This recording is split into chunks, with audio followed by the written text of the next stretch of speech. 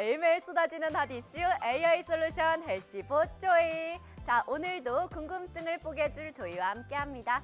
조이야, 오늘 주제 듣고 전국의 미정리인들이 환호할 것 같아. 똑똑한 사람일수록 방이 더럽다.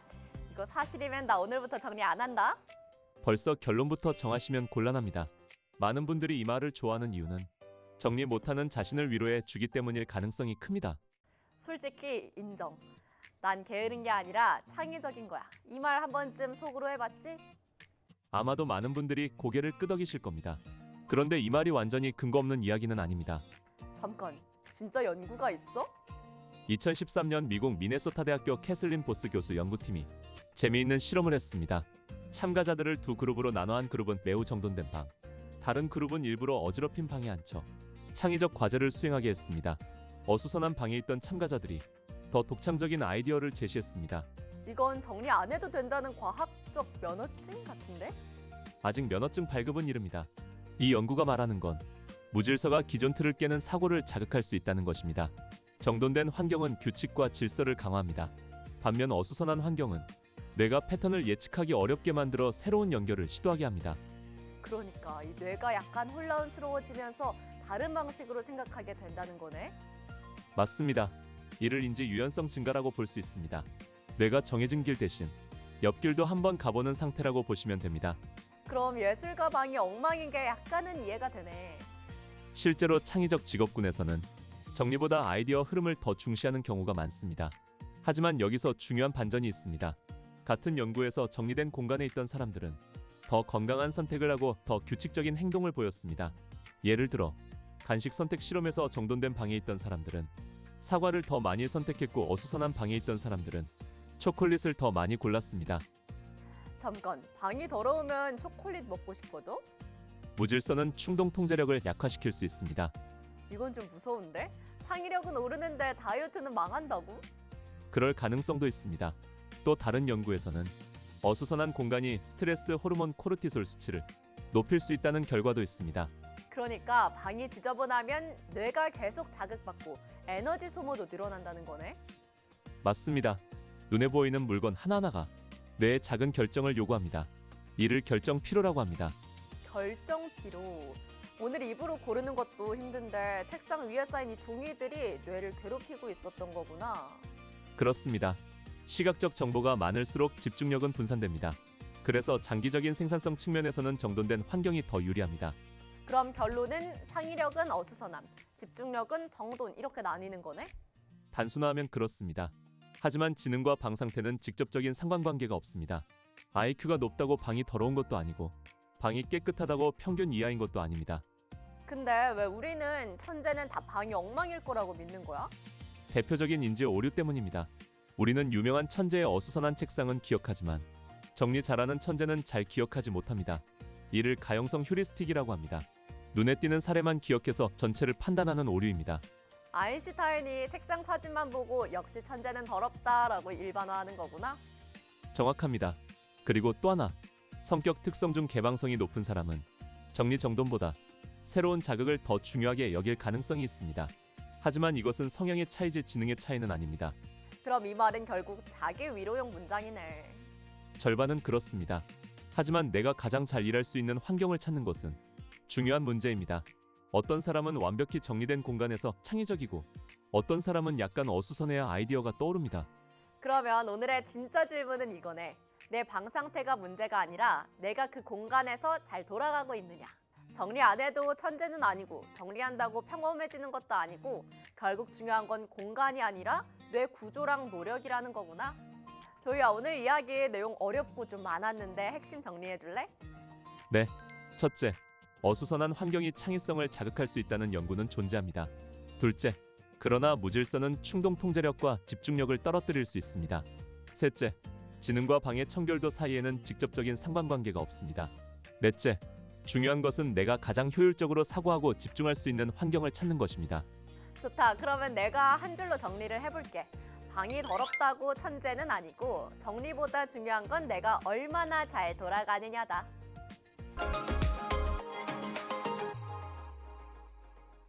매일매일 쏟아지는 핫 이슈 AI 솔루션 헬시보 조이. 조이야, 오늘 주제는 이거야. 메신저 답장 느린 사람, 이거 진짜 전 국민 공감 아니야? 읽었는데 답이 없어. 1시간, 2시간, 하루 이틀. 이거 성격 문제야? 아니면 계산이야? 이 주제는 인간관계 갈등의 상당 부분을 차지하는 문제입니다. 답장 속도는 단순한 습관이 아니라 심리, 성향, 관계 전략이 복합적으로 작용합니다. 잠깐, 일단 내 얘기 좀 할게. 답장 빨리 오는 사람 보면 좀 고맙고 나 중요하게 생각하나 뭐 이런 생각도 들고, 그런데 반대로 읽고도 한참 뒤에나 답이 오면 괜히 좀 서운하고 기분도 좀 상하지 않아? 그 반응은 매우 자연스럽습니다. 우리는 반응 속도를 관계의 관심도와 연결하는 경향이 있습니다. 이를 심리학에서는 사회적 신호 해석 경향이라고 볼 수 있습니다. 그러니까 답장 속도를 호감도 지표처럼 받아들이는 거네? 맞습니다. 특히 연애 상황에서는 답장 텀이 짧을수록 애정이 높다고 해석하는 경우가 많습니다. 하지만 이것은 항상 사실이 아닙니다. 반전인데? 그럼 답장 느린 사람들이 꼭 밀당을 하는 건 아니구나. 네, 답장이 느린 이유는 크게 세 가지로 나눌 수 있습니다. 첫째, 성향 문제. 둘째, 상황 문제. 셋째, 전략적 선택. 성격 특성 중 외향성이 높은 사람은 즉각적인 소통을 선호하는 경향이 있습니다. 반면 내향성이 높은 사람은 실시간 반응을 부담스러워하고 생각을 정리한 뒤 답하려는 경향이 있습니다. 아, 바로 답 안 하는 게 무심해서가 아니라 생각 정리형일 수도 있다는 거네? 그렇습니다. 또한 완벽주의 성향이 강한 사람은 짧은 답장도 여러 번 수정하다가 결국 늦어지는 경우도 많습니다. 와, 이건 좀 공감해. 답장을 쓰다 지웠다 하다 보면 시간이 순삭된 적이 있거든. 두 번째는 상황 문제입니다. 업무 중이거나 멀티태스킹 중이거나 단순히 피로도가 높을 때도 반응 속도는 느려집니다. 그런데 웃긴 건 SNS는 바로 올리면서 내 메신저는 답이 없을 때야. 그 경우는 우선순위 문제일 가능성이 있습니다. 상처인데 그 말. 사람은 모든 관계에 동일한 즉각성을 부여하지 않습니다. 심리학적으로 이를 선택적 반응 에너지 배분이라고 볼 수 있습니다. 자, 이제 제일 궁금한 거. 전략. 네, 일부 사람들은 실제로 답장을 일부러 늦춥니다. 특히 연애 상황에서 즉각 반응하면 너무 쉬워 보일까봐 혹은 관심이 더 커 보일까봐 시간을 조절하는 경우가 있습니다. 행동경제학에서는 희소성 효과가 작용한다고 봅니다. 즉, 쉽게 얻어지는 것보다 조금 기다려야 얻는 것이 더 가치 있어 보이는 현상입니다. 그래서 답장 텀을 일부러 두는 거구나.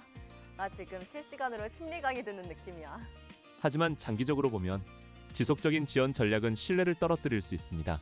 또 한 가지 중요한 요소는 애착 유형입니다.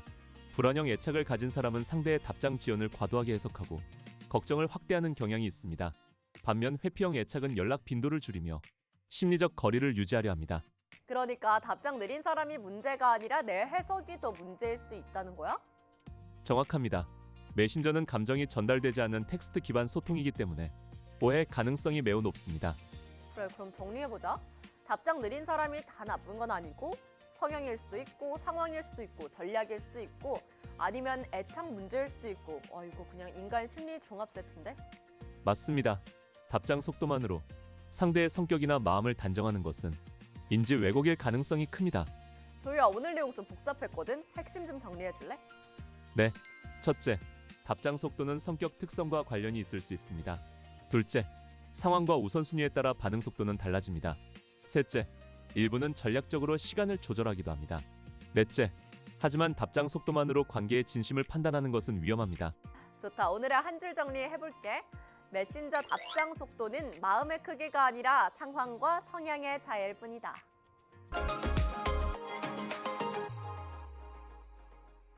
매일매일 쏟아지는 핫 이슈 AI 솔루션 헬시봇 조이.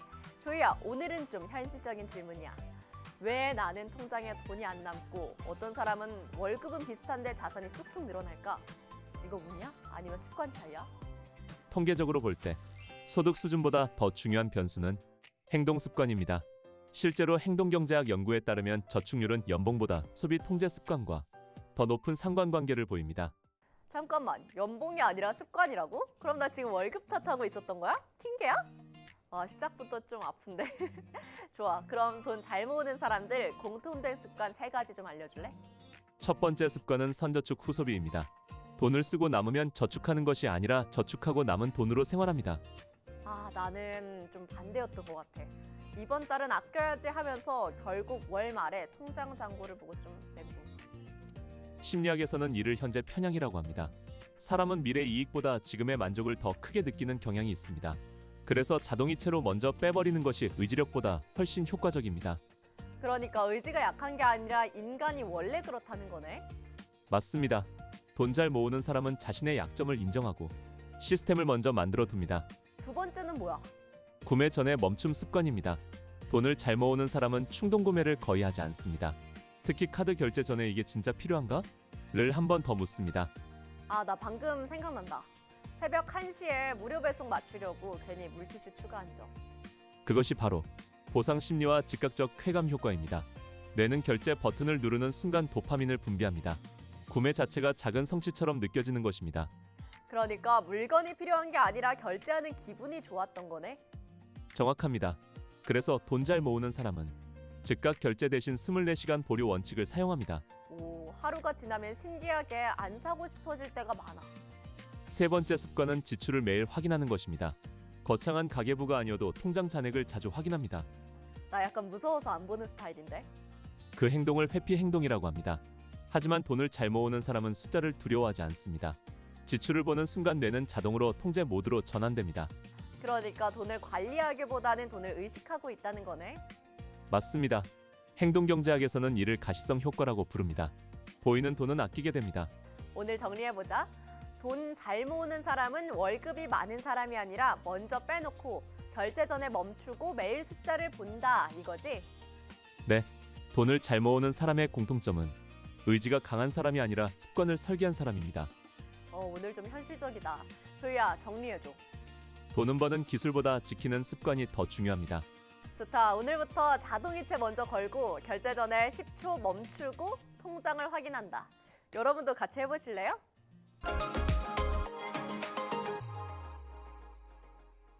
매일매일 쏟아지는 핫 이슈 AI 솔루션 헬시봇 조이. 조이야, 오늘은 건강 말고 말이다. 말 잘하는 사람들 진짜 신기하지 않아? 같은 얘기를 해도 누가 하면 재미가 없고 누가 하면 시간이 빨리 지나가. 이거 타고나는 거야? 아니면 훈련이야?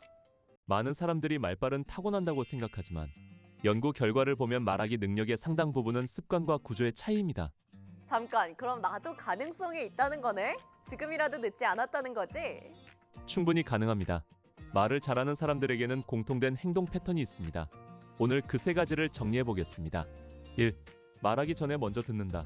아니 잠깐, 말 잘하는 사람 얘긴데 왜 듣기부터 나와? 말을 잘하는 사람은 의외로 말을 많이 하는 사람이 아닙니다. 상대의 반응을 읽고 타이밍을 조절하는 사람입니다. 아, 혼자 10분 독백하는 건 말 잘하는 게 아니라 말이 많은 거구나. 맞습니다. 하버드 연구에 따르면 사람은 자기 이야기를 할 때 뇌의 보상 회로가 활성화됩니다. 그래서 잘 들어주는 사람은 호감도가 높아집니다. 그러니까 상대가 말 많이 하게 만드는 사람이 결국 말을 잘하는 사람처럼 보인다는 거네. 정확합니다. 말을 잘하는 사람은 자기 말보다 상대 말의 비중을 조절합니다. 2. 짧게 말한다. 이건 좀 찔리는데? 나는 설명하다가 자꾸 부연 설명을 덧붙이니까 길어져. 말을 잘하는 사람은 핵심부터 말합니다. 심리학적으로 사람의 집중력은 평균 8초 안에 흥미 여부를 판단합니다. 8초? 나 아직 30도 안 끝났을 텐데? 그래서 두 갈씩 구조가 중요합니다. 결론, 이유, 예시. 이 순서로 말하면 전달력이 올라갑니다. 아, 그래서 강연을 잘한 사람들 보면 처음에 한 방을 탁 던지더라고. 오늘 여러분 인생 바꿀 이야기 합니다. 막 이런 식으로. 맞습니다. 뇌는 먼저 결론을 알고 싶어 합니다. 이걸 인지 효율성이라고 합니다. 3. 목소리와 속도를 조절한다. 실제로 전달력의 38%는 목소리 톤과 속도에서 결정됩니다. 같은 문장이라도 속도와 억양에 따라 신뢰도가 달라집니다. 그러니까 내용이 아니라 분위기 싸움도 있다는 거네. 그렇습니다. 말 잘하는 사람은 속도를 살짝 늦추고 중요한 단어 앞에서 멈춤을 사용합니다. 아, 그 침묵의 기술인가 그런 거? 괜히 한 박자 쉬면 더 있어 보이잖아. 맞습니다. 이를 전략적 침묵이라고 합니다. 청자의 집중을 끌어올리는 효과가 있습니다. 정리해보자. 말 잘하는 사람은 먼저 듣고 짧게 말하고 속도와 톤을 조절한다 이거네. 네, 그리고 중요한 건 말을 많이 하는 사람이 아니라 상대가 잘 이해했다고 느끼게 만드는 사람입니다. 나 오늘 약간 자신감이 생겼어. 타고나는 게 아니라 연습이 가능한 영역인 거잖아. 맞습니다. 말하기는 재능이 아니라 구조입니다. 조이야, 오늘 핵심 정리 부탁해. 첫째, 말 잘하는 사람은 먼저 듣습니다. 둘째, 결론부터 짧게 말합니다. 셋째, 속도와 톤을 조절합니다. 결국 말의 힘은 정보량이 아니라 전달 방식입니다. 좋아, 오늘의 한 줄 정리 간다. 말을 많이 하는 게 아니라 잘 들리게 말하는 게 실력이다.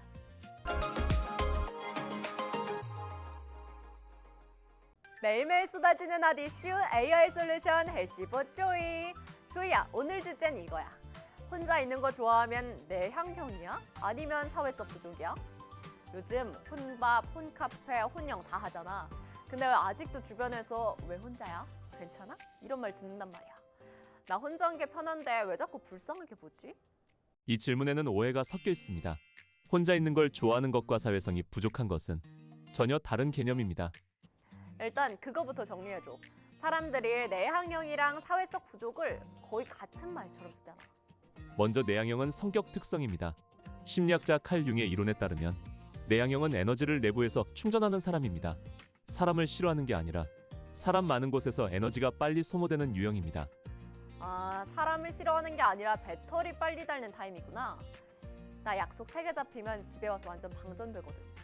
그것이 전형적인 내향적 에너지 패턴입니다. 반대로 외향형은 사람과의 상호작용에서 에너지가 충전됩니다. 그러면 집에서 충전하는 사람은 내향, 밖에서 충전하는 사람은 외향. 근데 사회성 부족은 뭐야? 사회성 부족은 기능의 문제에 가깝습니다. 관계를 맺고 싶어도 신호를 읽기 어렵거나 의사소통 기술이 부족해서 갈등이 반복되는 상태입니다. 즉, 혼자가 편해서 혼자인 것과 관계가 어려워서 혼자인 것은 다릅니다. 이 말 좋은데? 선택한 혼자랑 어쩔 수 없는 혼자는 다르다. 그럼 내가 주말에 일부러 혼자 카페에 가는 건 전혀 문제가 아닌 거네. 오히려 건강한 자기 조절일 수 있습니다.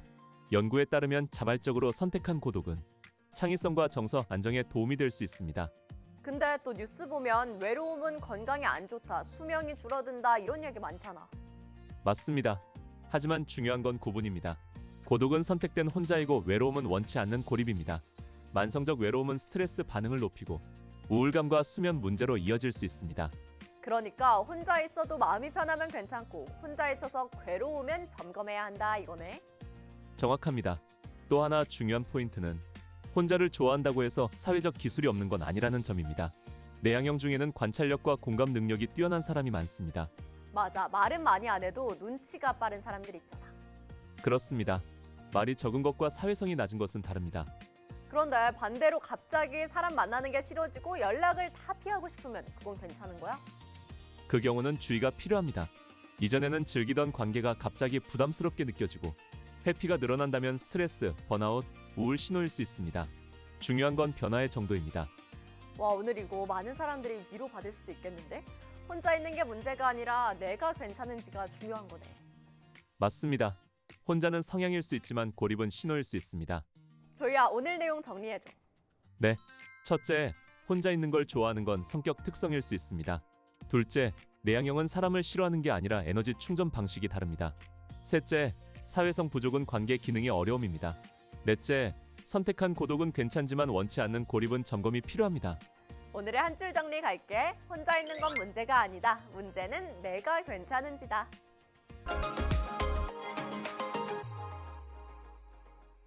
매일매일 쏟아지는 핫 이슈 AI 솔루션 헬시보 쪼이. 쪼이야, 오늘 주제 솔직히 좀 자극적이거든. 부자들은 왜 아침을 다르게 쓸까? 이거 혹시 또 새벽 5시에 일어나라 이런 거 아니지? 많은 자기계발서에서 새벽 기상 습관을 강조하지만 핵심은 몇 시에 일어나느냐가 아니라 아침을 어떻게 설계하느냐입니다. 설계? 나 아침은 그냥 알람 끄고 5분만 10분만 그러다가 출근 지각 직전 뭐 이렇게? 그것이 대부분의 사람의 아침입니다. 하지만 행동경제학 연구에 따르면 하루의 첫 1시간은 의사결정 에너지가 가장 높은 시간대입니다. 아, 그래서 아침에 다짐하면 왠지 뭐든 할 수 있을 것 같고 밤이 되면 다 무너지나? 맞습니다. 이를 자아 통제력의 고갈 이론과 연결해 볼 수 있습니다. 사람은 하루 종일 결정을 내리면서 의지력이 점점 줄어듭니다. 따라서 중요한 일을 에너지가 가장 많은 시간에 배치하는 것이 유리합니다. 그럼 부자들은 아침에 뭘 그렇게 하길래 다르다는 거야? 공통적으로 보이는 3가지가 있습니다. 1. 남이 아니라 자기 일정으로 시작한다. 많은 사람은 아침에 눈 뜨자마자 메신저, 뉴스, SNS를 확인합니다. 이 순간부터 하루의 주도권이 타인에게 넘어갑니다. 나 출근 전에 이미 회사 단톡에 막 휘둘리고 있는데. 반면 자기주도적인 아침을 보내는 사람들은 최소 20에서 30분은 외부 자극 없이 자기 생각이나 계획에 집중합니다. 짧은 운동, 독서, 목표 점검 등 자기 중심 활동을 먼저 합니다. 그러니까 하루 첫 버튼을 남이 누르느냐, 내가 누르느냐가 차이네. 정확합니다. 이 차이가 장기적으로 통제감 차이를 만듭니다. 2. 결정을 줄인다. 성공한 기업인들 중에는 옷을 단순화하거나 아침 루틴을 고정하는 경우가 많습니다. 이유는 간단합니다. 사소한 선택으로 의사결정 에너지를 낭비하지 않기 위해서입니다. 아, 그래서 맨날 비슷한 옷 입는 CEO들 있었구나. 패션을 포기한 게 아니라 뇌를 아끼는 거네. 맞습니다. 하루에 사람이 내리는 결정은 수천 번에 달합니다. 결정 피로가 쌓이면 중요한 선택의 질이 떨어집니다. 그러니까 아침에 뭐 입지, 뭐 먹지 고민하다가 이미 뇌 에너지 반은 쓴다는 거네. 3. 가장 중요한 일을 먼저 한다. 세 번째가 핵심입니다. 부자라고 해서 다 새벽형 인간은 아닙니다. 하지만 공통적으로 가장 중요한 일을 아침에 배치하는 경향이 있습니다. 아침부터 회의 폭탄 맞는 건 중요한 일 아니잖아. 맞습니다. 긴급한 일과 중요한 일은 다릅니다. 성과를 만드는 일은 대개 깊은 집중이 필요한 일입니다. 이 작업을 의지력이 높은 시간에 배치합니다. 이거 좀 와닿는데? 나는 중요한 건 미루고 급한 메일부터 처리하거든. 그것이 대부분의 패턴입니다. 하지만 장기적으로 성과 차이를 만드는 건 급한 일 처리 능력이 아니라 중요한 일 우선순위입니다. 정리를 해보자. 부자들이 아침을 다르게 쓰는 이유는 일찍 일어나서가 아니라 하루 주도권을 먼저 잡고 쓸데없는 결정을 줄이고 가장 중요한 일을 먼저 하기 때문인 거네. 정확합니다. 그리고 한 가지 더. 이 습관은 부자라서 생긴 것이 아니라 이 습관이 성과를 만든 가능성이 큽니다. 순서가 반대일 수도 있겠다. 그렇습니다. 환경이 사람을 만들기도 하지만 습관이 환경을 바꾸기도 합니다. 조이야, 오늘 좀 자극받았거든? 마지막으로 정리 부탁해. 첫째, 아침 첫 1시간은 의지력이 가장 높은 시간입니다. 둘째, 성공한 사람들은 아침 주도권을 스스로 잡습니다. 셋째, 사소한 결정을 줄이고 중요한 일을 먼저 합니다. 결국 차이는 시간의 길이가 아니라 시간의 사용 방식입니다. 좋다. 그럼 오늘의 한 줄 정리 갈게. 부자는 아침 일찍 일어나는 사람이 아니라 아침을 설계하는 사람이다.